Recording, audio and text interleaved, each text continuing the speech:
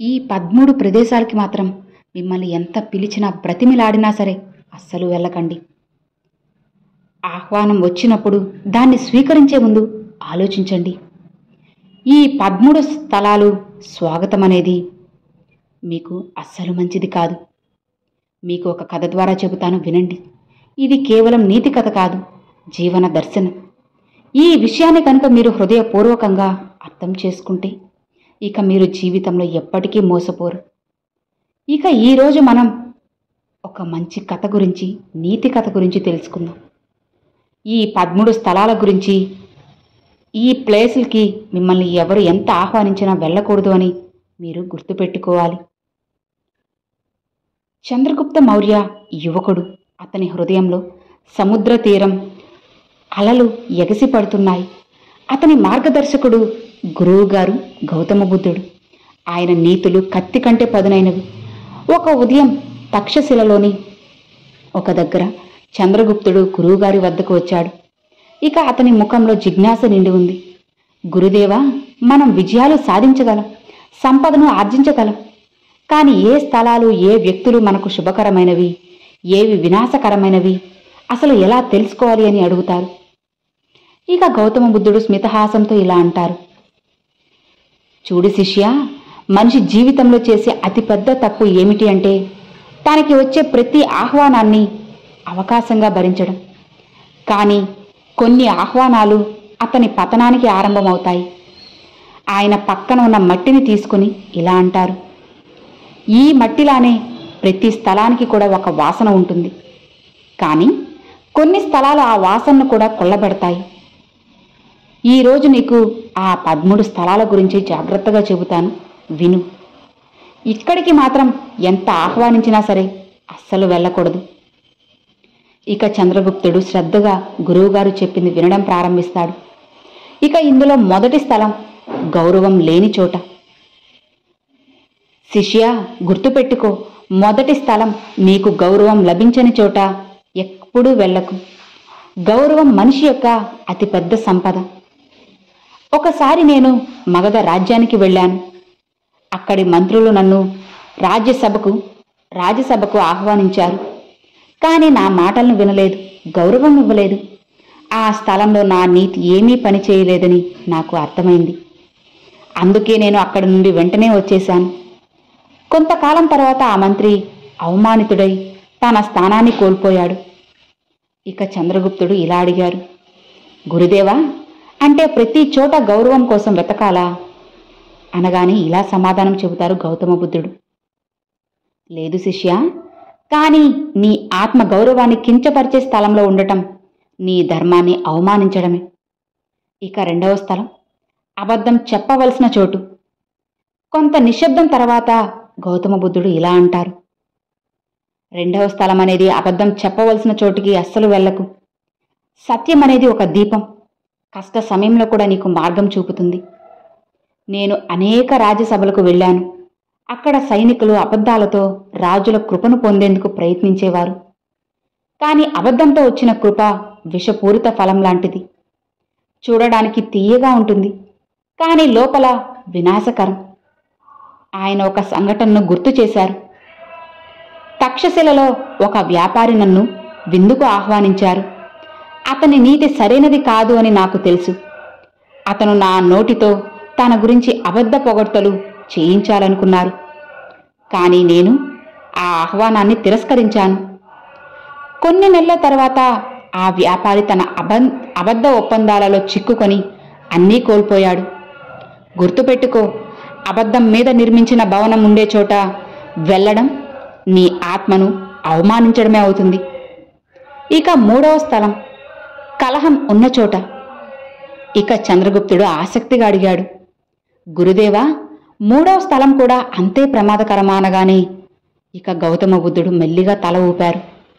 అవును శిష్య, మూడవ స్థలం కలహం. గొడవ ఉన్న చోట ఎక్కడా వెళ్ళకూడదు. వివాదాలు జరిగే చోట బుద్ధి నిలవదు. ఒకసారి నేను గ్రామ సభకు వెళ్ళాను.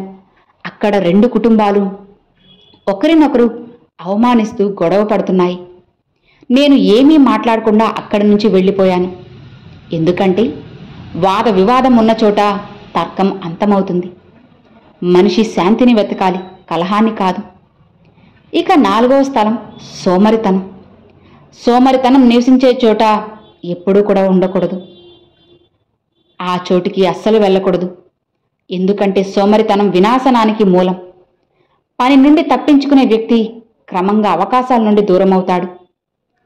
తక్షశిలలో నా విద్యార్థుల్లో కొందరు ఉదయం ఆలస్యంగా లేచేవారు, చదువును నీరసించేవారు, వారు దేన్ని సాధించలేకపోయేవారు. కానీ నాకంటే ముందుగానే లేచి కష్టపడినవారు సేనాపతులు, మంత్రులయ్యారు. గుర్తుపెట్టుకో, కర్మ లేని చోట విజయం ఉండదు. ఇక 5వ స్థలం అధర్మం జరిగే చోట. ఇక గౌతమ బుద్ధుడు తన శిష్యులతో ఇలా అంటాడు: అధర్మం జరిగే చోట వెళ్ళకు. ఒక రాజు నన్ను ఒక ఉత్సవానికి ఆహ్వానించారు. కానీ ఆ ఉత్సవంలో నిరపరాధులను అవమానిస్తారని తెలిసింది. నేను అక్కడికి వెళ్ళడానికి నిరాకరించాను. మరుసటి రోజు ఆ సభలో గొడవ జరిగి చాలామంది గాయపడ్డారన్న వార్త వచ్చింది. శిష్య, అధర్మం ఉన్న చోట కాలు మోపడం కూడా పాపమే. ఇక చంద్రగుప్తుడు అడిగాడు: గురుదేవా, మీరు ఎప్పుడూ కూడా ధర్మాన్ని పాటించాలని చెప్పారే, అధర్మ స్థలం నుండి దూరంగా ఉండడం కూడా ధర్మంలో భాగమా? ఇక గౌతమ బుద్ధుడు మెల్లిగా నవ్వి ఇలా అంటారు: అవును శిష్య, మంచి చేయడమే ధర్మమైన, చెడు దూరం చేయడం కూడా అంతే గొప్ప ధర్మం. ఇక 6వ స్థలం సూర్యుడు పడమటి వైపు వంగుతున్నాడు. ఇక గౌతమ బుద్ధుడు మట్టిని చంద్రగుప్తుడి చేతిలో పెట్టి ఇలా అంటారు: ఈ మట్టి బయట నుండి ఒకేలా కనిపిస్తుంది, కానీ కొన్ని మట్టిలో విషం కలిసి ఉంటుంది. మనిషిలో స్థలాలు కూడా అంతే. ఇక 6వ స్థలం నీకు అవసరమైన సమయంలో ఎవరూ సాయం చేయని చోట వెళ్లకు. స్వార్థంతో నిన్ను ఆహ్వానించే వ్యక్తి మిత్రుడు కాదు, వ్యాపారి.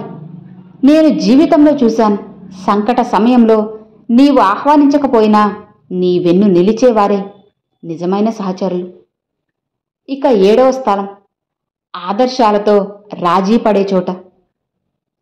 నీ ఆదర్శాలతో రాజీ పడవలసిన చోట కాలు కూడా పెట్టకు. ఒక రాజు నాతో ఇలా అంటారు: బుద్ధ, నీవు అబద్ధ నీతిని వ్రాస్తే నిన్ను బంగారంతో ముంచెత్తుతాను. ఇక నేను ఇలా అన్నాను: రాజా, నా నీతి అమ్మకానికి కాదు. ఆ రోజు నాకు తెలిసింది, ఆదర్శాలను కోల్పోయిన వ్యక్తి పూర్తిగా తన ఉనికినే కోల్పోతాడు. ఇక 8వ స్థలం మద్యం, జూదం, కామం, ఆధిపత్యం ఇవి చలాయించే చోటు. ఇలా మద్యం, జూదం, కామం, ఆధిపత్యం చలాయించే చోటుకు అస్సలు వెళ్ళకూడదు. అక్కడ మనిషి వివేకం నశిస్తుంది. ఈ వ్యసనాల్లో మునిగిన వ్యక్తి నిర్ణయం తీసుకునే శక్తిని కోల్పోతారు. ఇతరుల చేతిలో కీలుబొమ్మ అవుతారు. ఇక చంద్రగుప్తుడు గంభీరంగా అడిగారు: మరి గురుదేవా, ఇలాంటి వారిని మీరు చూశారా? అనగానే బుద్ధుడు ఇలా సమాధానమిస్తారు: అవును శిష్య, మద్యంలో మునిగి తప్పుడు నిర్ణయాలు తీసుకుని తమ రాజ్యాన్ని కోల్పోయిన రాజులను చూశాను. ఒకరోజు ఒకే రాత్రిలో జూదంలో తమ సామ్రాజ్యాన్ని కోల్పోయారు. అతను అంటారు: అదృష్టం నా వెంట ఉంటుంది అనుకున్నాను, కానీ వివేకం అందమైనప్పుడు అదృష్టం కూడా విడిచిపెడుతుంది అంటారు. ఇక 9వ స్థలం ఈర్ష, ద్వేషం ఇవి నిండిన చోట. ఇలా ఈర్ష, ద్వేషం నిండిన చోట అస్సలు వెళ్ళకూడదు. ఒకరి పురోగతిని చూసి ఈర్షపడే చోట ఎవ్వరూ ఎదగలేరు. కానీ నగరంలో వ్యాపారులు ఒకరి దుకాణాలను తగలబెట్టేవారు. చివరికి అందరూ కూడా దరిద్రులయ్యారు. గుర్తుపెట్టుకో శిష్య, ఈర్ష్యలో మునిగిన వ్యక్తి తాను కూడా నాశనం అయిపోతాడు. ఇక 10వ స్థలం అవమానం జరిగే చోట. సాయంత్రం గడుస్తోంది. తక్షశిల వాతావరణం చల్లబడింది. ఇక గౌతమ బుద్ధుడు వానిలో అగ్ని జ్వలిస్తోంది, కానీ ఆ జ్వాలలో వెలుగు కూడా ఉంది. ఇక 10వ స్థలం అవమానం జరిగే చోటుకు వెళ్ళకూడదు. ఒక రాజు నన్ను నీతి చెప్పడానికి వచ్చినప్పుడు అవమానించాడు. నీవు కేవలం గౌతమ బుద్ధుడివే కదా, రాజకీయం నీ వశం కాదు అని అంటారు.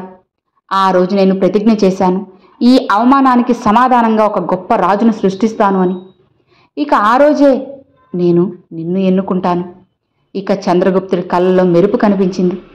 ఇక 11వ స్థలం జ్ఞానాన్ని అవమానించే చోట. జ్ఞానాన్ని అవమానించే చోటుకి అస్సలు వెళ్ళకూడదు. జ్ఞానం అనేది మనిషి యొక్క అతి గొప్ప నిధి. అజ్ఞానులు ఆధిపత్యం చలాయించే చోట వినాశనం తప్పదు.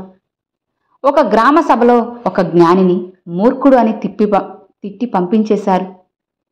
కొన్ని సంవత్సరాల తర్వాత ఆ గ్రామం కరువుకు గురైంది. ఎందుకంటే ఎవరూ అతని జ్ఞానాన్ని గౌరవించలేదు. ఇక చివరి 2 స్థలాలు అధర్వ శాసనము, సిద్ధాంతాలకు వ్యతిరేకం. ఇక రాత్రి గడిచింది. అగ్ని జ్వాలలు నెమ్మదిగా ఆరుతున్నాయి. చంద్రగుప్తుడు ఇలా అడిగారు, గురుదేవా, మీరు 11 స్థలాలు చెప్పారు, మిగిలిన 2 ఏమిటి అనగాని ఇక గౌతమ బుద్ధుడు, శిష్య, చివరి 2 అత్యంత గాఢమైనవి. వీటిని అర్థం చేసుకున్నవాడు జీవితంలో అస్సలు ఓడిపోడు. 12వ స్థలం అధర్మ శాసకుడు. అధర్మ శాసకుడు ఉన్న చోట వెళ్ళకూడదు. 13వ స్థలం నీ సిద్ధాంతాలకు వ్యతిరేకంగా వంగవలసి వస్తే కాళ్ళు కూడా అస్సలు పెట్టకు. ఇక చంద్రగుప్తుడి పరీక్ష ఈ 2 నీతుల గాఢతను అర్థం చేయించేందుకు గౌతమ బుద్ధుడు ఒక పరీక్ష పెట్టారు. శిష్య, అధర్మం కేవలం ఇతరులలోనే కాదు, కొన్నిసార్లు మనలో కూడా ఉంటుంది. నీకు ఒక ఆహ్వానం గురించి చెబుతాను, విను. మగధరాజు ధనవంతుడు. నిన్ను తను విందుకు ఆహ్వానించాడు. నీవు అతని పాదాలను తాకితే నిన్ను సేనాపతిని చేస్తానని చెప్పాడు. ఇక ఆ శిష్యుడు ఆశ్చర్యంగా ఇలా అడిగాడు, గురుదేవా, వెళ్ళడం మన రాజ్య విస్తరణకు ఉపయోగపడదా అనగాని ఇక బుద్ధుడు స్మితహాసంతో ఇలా అంటారు, చూడు శిష్య, ఇదే 12వ స్థలం. అధర్మ శాసకుడు ఉన్న చోట వెళ్ళకూడదు. ధనవంతుడు అధర్మరాజు. అతను అన్యాయంపై నడుస్తారు.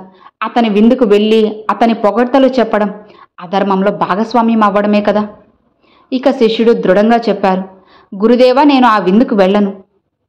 ఆ అధర్మ నీడ నుండి కూడా దూరంగా ఉంటాను అనగాని ఇక గురువు కొనసాగించారు, 13వ స్థలం నీ సిద్ధాంతాలకు వ్యతిరేకంగా నువ్వు వంగవలసిన చోట అస్సలు వెళ్ళకూడదు. జీవితంలో కొన్ని అవకాశాలు మెరిసే బంగారంలా కనిపిస్తాయి, కానీ వాటి వెనుక ఉన్న రాజు యొక్క నీడ ఉంటుంది. ఒక రాజు నాతో ఇలా అంటారు, గౌతమ, నీ నీతిలో కాస్త మార్పు చేస్తే నిన్ను మంత్రిని చేస్తాను అని. కానీ ఆ మార్పు నా సిద్ధాంతాలకి వ్యతిరేకం. నేను నిరాకరించాను. ఇక అతను నవ్వుతూ, నీవు జీవితాంతం దరిద్రుడిగా ఉంటావన్నాడు. నేను స్మితహాసంతో, నేను జీవితాంతం సత్యవంతుడిగా ఉంటాను అని చెప్పి గర్వంగా చెప్పుకున్నాను.